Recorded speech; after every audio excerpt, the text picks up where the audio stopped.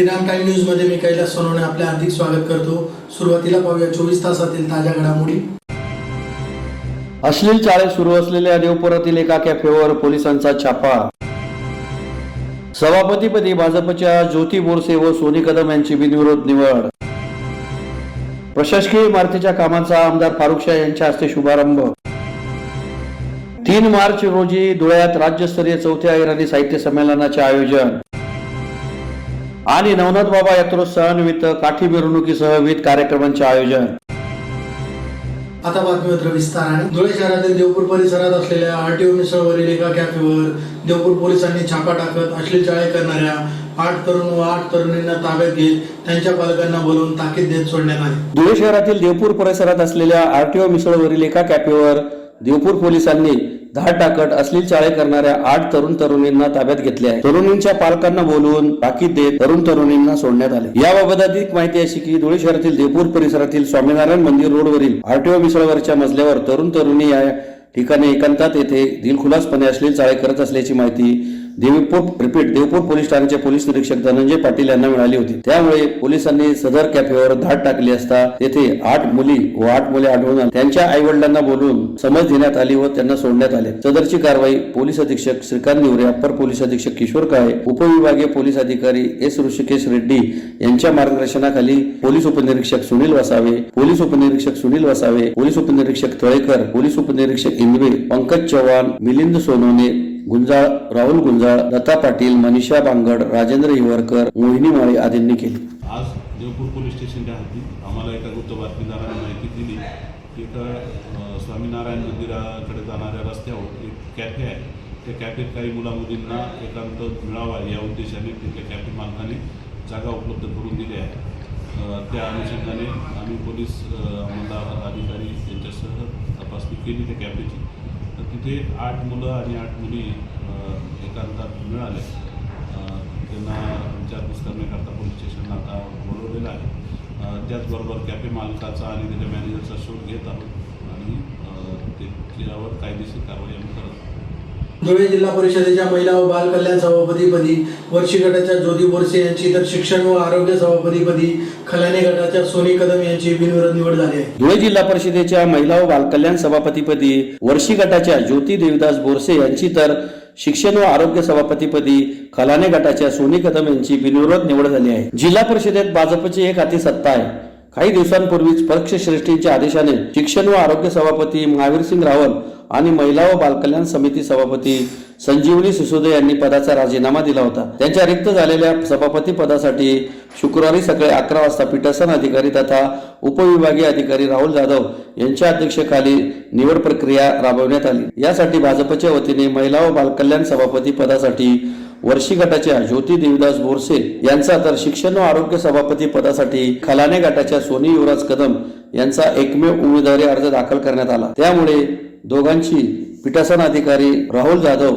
यांनी दोघांची निवड बिनविरोध जाहीर केली। बिनविरोध निवड जाहीर होताच समर्थकांनी जिल्हा परिषद आवारात गुलाल उधळून ढोल ताशांच्या गजरात आनंदोत्सव साजरा केला। नवनिर्वाचित सभापतींवर अभिनंदनाचा वर्षाव करण्यात आला। विविध मान्यवरांनी नवनिर्वाचित सभापतींना पुष्पगुच्छ देऊन त्यांचा सन्मान केला। दोन्ही नवनिर्वाचित सभापतींनी जिल्हा परिषद आवारातील महापुरुषांच्या पुतळ्यांना अभिवादन केले। यावेळी जिल्हाध्यक्ष बबन चौधरी, नारायण पाटील, तुषार रंधे, जिल्हा परिषद अध्यक्ष धरती देवरे, उपाध्यक्ष देवेंद्र पाटील, कामराज निकम, पंकज कदम, हर्षवर्धन दैते यांच्यासह जिल्हा परिषद सदस्य मोठ्या संख्येने उपस्थित होते। 2 सभापतींच्या रिक्त जागेवर आज भारतीय जनता पार्टीचे सिंदखेडा तालुक्यातील 2 जागा रिक्त झाल्या होत्या। त्या जागी आज ज्योतिताई बोरसे यांची शिक्षण व आरोग्य सभापती त्यांना डिक्लेअर करायचं बाकी आहे। महिला बाल कल्याण यांची निवड झालेली आहे आणि शिक्षण आरोग्य सभापतीपदी सोनीताई युवराज कदम या खलाने गटाच्या जिल्हा परिषद सदस्य यांना ते माननीय आमदार जयकुमार भाऊ रावल यांच्या सूचनेवरून हे दोघी सभापतीपदी बिनविरोध निवडून आले मी विरोधी पक्षाला त्यांचं सुद्धा स्वागत करेल की त्यांनी आभार मानेल आणि त्यांनी या निवडणुकीत भाग न घेता आम्हाला पाठिंबा दिला, त्याबद्दल त्यांचे सुद्धा आभार मानतो आणि संपूर्ण जिल्हा परिषद सदस्यांचे आभार मानून आजची निवडणूक सुरक्षित पार झाली त्याबद्दल धन्यवाद. धुळे शहरात जमनागिरी परिसरात 40 कोटी रुपयांच्या खर्चातून बांधण्यात येणाऱ्या प्रशासकीय इमारतीच्या कामाचा शुभारंभ आमदार फारुख शाह यांच्या हस्ते शुक्रवारी संपन्न झाला. धुळे शहरात जमनागिरी परिसरामध्ये प्रशासकीय इमारतीचे बांधकाम करण्याच्या कामाचा शुभारंभ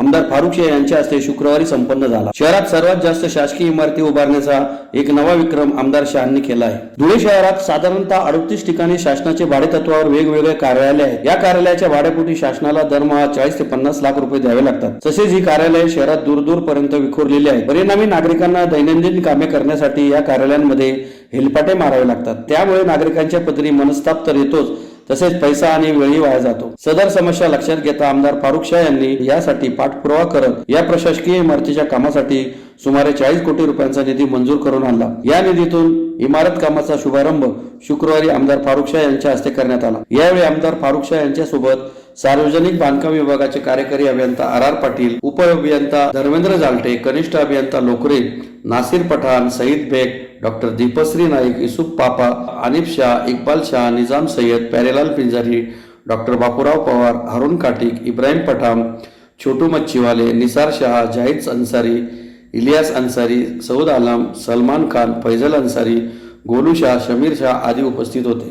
शहरातील जमनागिरी या भागात एका प्रशासकीय इमारतीच्या कामाचा शुभारंभ माझ्या हस्ते करण्यात आलेला आहे.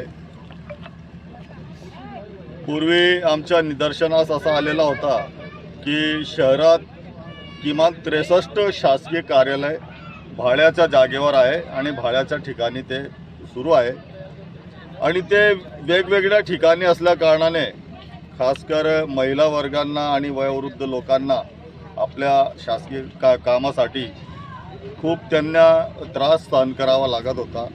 मग त्यावेळेस माझी ही संकल्पना होती की हे सर्व कार्यालय एकच छताखाली आले पाहिजे आणि त्यासाठी मी एक प्रोजेक्ट तयार केला आणि त्यावर मी तब्बल 3 वर्ष मेहनत घेतली आणि तो काम अर्थसंकल्पीय बजेट 2022-23 मध्ये आम्ही त्यासाठी 42 कोटी रुपये मंजूर करून दिले आणि आज त्याच कामाचा शुभारंभ माझ्या हस्ते करण्यात आलेला आहे. आपण बघितलं असेल शहरातील पाणी प्रश्न असो, कचऱ्याचा प्रश्न असो किंवा रस्ते, गटारी, पथदिवे, पाईपलाईनचा प्रश्न असो, त्या सर्व सोडवण्यात मला यश आलेलं आहे आणि त्याचप्रमाणे धुळे शहरात सर्वात जास्त इमारती उभारण्याचा श्रेय मला येतो आहे. आपल्याला सांगू इच्छितो, सुरुवातीला मी आदिवासी मुलींचे आणि मुलांचे वेगवेगळे वसतिगृह तयार केले. त्यानंतर RTO ऑफिसचा निर्माण केला. नंतर एक रिजनल ऑफिसर MIDCच्या एक रिजनल ऑफिसरची बिल्डिंग उभी केली. त्याचबरोबर एक फायर स्टेशन MIDCसाठी उभारून दिला. शहरात 4 ठिकाणी अभ्यासिका तयार केली. तसेच गव्हर्मेंट पॉलिटेक्निकमध्ये आम्ही एक ग्रंथालय आणि लेडीज हॉस्टेल पण उभारलेलं आहे आणि त्याच धर्तीवर आज आम्ही एक प्रशासकीय इमारतचा कामाचा शुभारंभ करतो आहे. यामुळे पूर्ण शहरवासियांना जे वेगवेगळ्या ठिकाणी जावं लागत होता त्यांना सर्व ऑफिसेस तर एका छताखाली मिळणार आहे आणि त्यांची सोय होणार आहे. आज या कामाच्या शुभारंभ प्रसंगी माझ्यासोबत आमचे नगरसेवक नासिर पठाण, नगरसेवक सईद बेग, तसेच छोटू आजीसाहेब मच्छीवाले आणि प्यारेलाल भाई पिंजारी, आपले निजामदादा सय्यद, दीपा मॅडम, फैसल अन्सारी आणि असंख्य कार्यकर्ते माझ्यासोबत इथे उपस्थित आहेत. धुळे शहरातील साखरे रोडवरील विद्यावर्धिनी महाविद्यालयात रविवार दिनांक 3 मार्च रोजी राज्यस्तरीय 4थ्या अहिराणी साहित्य संमेलनाचे आयोजन करण्यात आले असल्याची माहिती परिषदेचे अध्यक्ष व पदाधिकाऱ्यांतर्फे पत्रकार परिषद घेऊन देण्यात आली. धुळे येथील अहिराणी साहित्य परिषद व विद्यावर्धिनी सभा यांच्या संयुक्त विद्यमाने रविवार दिनांक 3 मार्च रोजी राज्यस्तरीय 4थ्या अहिराणी साहित्य संमेलनाचे विद्यावर्धिनी महाविद्यालयात आयोजन करण्यात आले असल्याची माहिती परिषदेचे अध्यक्ष प्राध्यापक भगवान पाटील यांनी पत्रकार परिषद घेऊन दिली. संमेलनाचे स्वागताध्यक्ष माजी आमदार प्राध्यापक शरद पाटील तर अध्यक्षस्थान अक्षय छाजेड हे भूषवणार आहेत। या संमेलनात पुरस्कार पुरस्कृतांचा सन्मान करण्यात येणार असून त्यात डॉक्टर अरुण साळुंखे, विजय पाटील, श्रीमती कलावती माळी, प्राध्यापक बालचंद्र साळुंखे, श्रीमती सुमन देसले यांचा समावेश आहे। तर प्राध्यापक सदाशिव माळे यांना मरणोत्तर जीवन गौरव सन्मान दिला जाणार आहे। याचबरोबर उत्तर महाराष्ट्र विद्यापीठाचे प्रथम कुलगुरू प्राध्यापक डॉक्टर N.K. ठाकरे, श्रीमती शकुंतला बोरसे यांनाही जीवन गौरव पुरस्कार दिला जाणार आहे। तर श्रीमती आशाबाई रंदे, D.D. पाटील, प्राध्यापक विखे बलाने, प्राध्यापक सुनील गायकवाड, प्राध्यापक B.N. पाटील, अविनाश पाटील, विश्वास बिरारी, नवोदित साहित्यिक प्रवीण पवार यांचा सन्मान करण्यात येणार आहे। संमेलनात विविध विषयांवर चर्चा केली जाईल। तसेच कथाकथन, परिसंवाद, एकपात्री प्रयोग, काव्य संमेलन आयोजित करण्यात आले आहे। तरी यात सहभागी होण्याचे आवाहन परिषदेचे अध्यक्ष प्राध्यापक वकान पाटील यांनी केले आहे। या प्रसंगी प्राध्यापक भगवान पाटील, सचिव प्रभाकर शेळके, सुमनताई माले, B.C. पाटील, प्रकाश माले, बाबूराव सनेर आदी उपस्थित होते। त्याच्यातनं जो विचार समाजापुढे मांडला जाईल की अहिराणी भाषा वृद्धिंगत व्हावी, अहिराणी भाषेचं संवर्धन व्हावं, अहिराणी भाषेचं संरक्षण व्हावं, याच्यासाठी योग्य तऱ्हेचे ठराव संमेलनात मांडले जातील आणि विद्यापीठ स्तरावरती किंवा बालभारतीकडे हे ठराव पाठवून अहिराणी भाषेला जास्तीत जास्त लोकभाषा ही पुस्तकांमध्ये किंवा पाठ्यपुस्तकांमध्ये यावी, याच्यासाठी आम्ही सतत प्रयत्न करणार आहोत। आपण सर्वजण आमचा योग्य तऱ्हेचं न्याय मिळावा ही विनंती। धुळे तालुक्यातील दाडरे येथे गावाचे आराध्य दैवत नवनाथ बाबा यात्रोत्सवानिमित्त काठी मिरवणुकीसह विविध कार्यक्रमांचे आयोजन करण्यात आले होते। धुळे तालुक्यातील दाडरे गावाचे आराध्य दैवत नवनाथ बाबा यात्रोत्सवानिमित्त काठी मिरवणुकीसह विविध कार्यक्रमांचे आयोजन करण्यात आले होते। नवनाथ बाबा यात्रोत्सवानिमित्त काढण्यात येत असलेल्या काठी मिरवणुकीत काठीला नोटांच्या माळा बांधून भाविक नवस फेडतात। यास हजारो वर्षांची परंपरा आहे। काठीची घरोघरी पूजा केली जाते। सलग 3 दिवस चालणाऱ्या यात्रेत मिठाई, खेळणी, भांडी, संसारोपयोगी वस्तूंची दुकाने थाटण्यात आली होती। या यात्रोत्सवात परिसरातील भाविक मोठ्या संख्येने सहभागी झाले होते। गेल्या 150 ते 200 वर्षापूर्वीपासून चालू असलेला आमचा दाडरे गावाचा नवनाथ बाबांचा यात्रोत्सव अगदी परंपरागत पद्धतीने सलग सुरू आहे।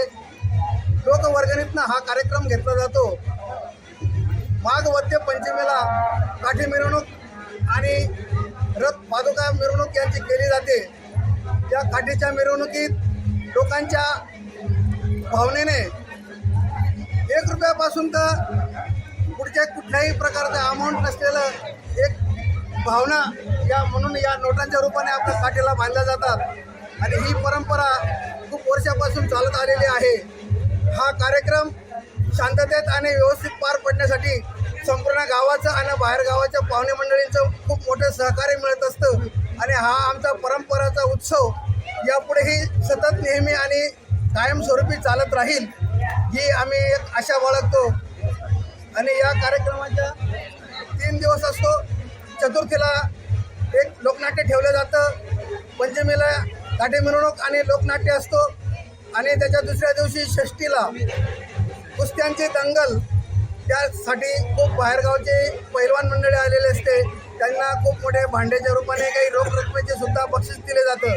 याप्रमाणे आमचा उत्सव हा मोठ्या थाटात आणि आनंदाने आपला साजरा केला जातो। पुन्हा एक नजर ठळक घडामोडींवर। अश्लील चाळे सुरू असलेल्या देवपुरातील एका कॅफेवर पोलिसांचा छापा। सभापतीपदी भाजपच्या ज्योती बोरसे व सोनी कदम यांची बिनविरोध निवड। प्रशासकीय इमारतीच्या कामांचा आमदार फारुख शाह यांच्या हस्ते शुभारंभ। 3 मार्च रोजी धुळ्यात राज्यस्तरीय 4थ्या अहिराणी साहित्य संमेलनाचे आयोजन आणि नवनाथ बाबा यात्रोत्सवानिमित्त काठी मिरवणुकीसह विविध कार्यक्रमांचे आयोजन। याचबरोबर श्रीराम टाइम न्यूजचे बातमीपत्र संपले। दिवसभरातील ताज्या घडामोडींसाठी पाहत राहा श्रीराम टाइम न्यूज। भेटूया पुढील प्रसारणात। तोपर्यंत नमस्कार।